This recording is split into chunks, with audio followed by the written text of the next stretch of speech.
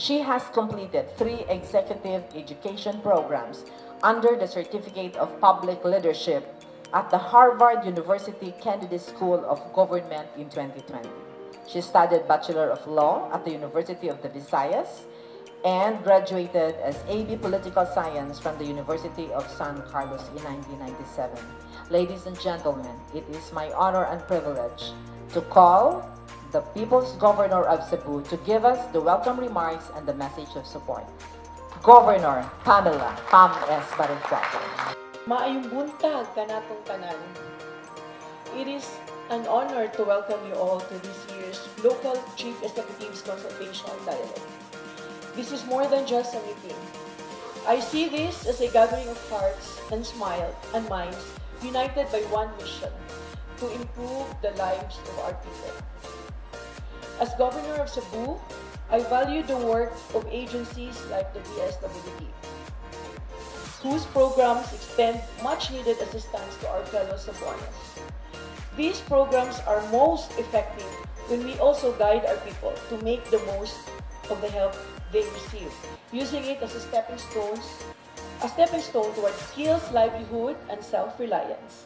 I believe that the true measure of progress is when families no longer depend on aid, but have the means to provide for themselves with dignity and pride.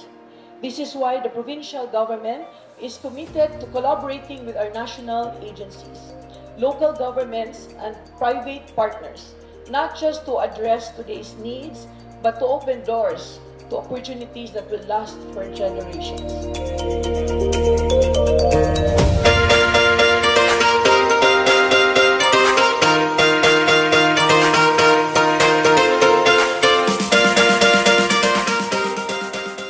Thank you for in making Pantawid Pamilyang Pilipino program a very strong and impactful program for the last 17 years. So itong ating dialogue, this is really a continuing conversation and a welcome initiative on the part of the DSWD. Bakit po? No?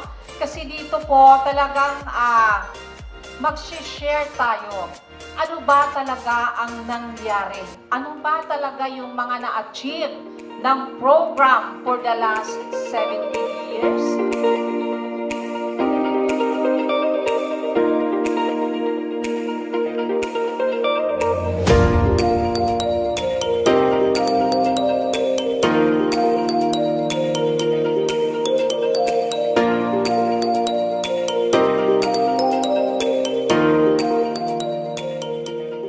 I want to learn more about Purpose Pantawid program.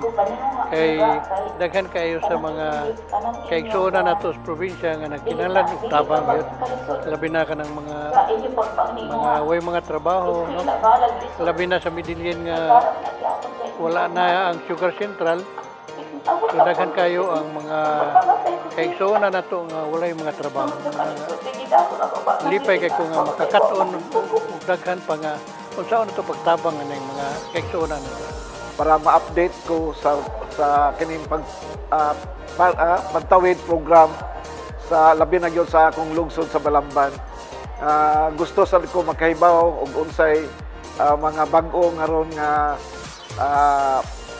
mga unsay na yun mga qualification about sa pagpatawid program. Mas gasigi o check up kay apil man sa purpose, di ba, check up ng bata, so mas updated ang ilahang health code. So nakita gid nato ang improvement sa mga bata through purpose. O naatay 772 nga active karon, nga naatay 223 nga ni-graduate na. Nga katong ni-graduate na, ato lang gihapon gi-monitor through our municipal links sa assessment indicators through the social welfare nga kuan nga indicators. Ug sige pud silang unahon pud kunay mga programa sa LGU, labi na kaning mga space ang ilang mga anak may kuhaon ug sa pang mga hinabang ayuhan. Sige sila unahon para at least di na sila mabalik sa pagkapugrihon.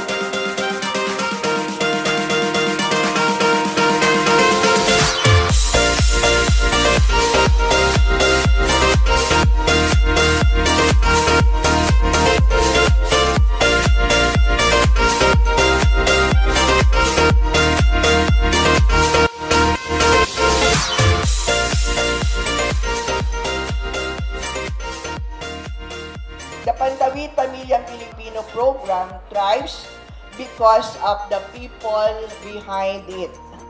Because leaders like you who continue to champion our shared vision of a better future for Filipino families, every child who graduates, every parent who finds stable livelihood, in every community that grows stronger is a reflection of what can be achieved when we work as one. As to the Pantawid Partner beneficiaries, we covered 116,670 households with a staffing counterpart of 392 case managers and additional 178 support staff. So that comprise our staffing counterpart for the operation.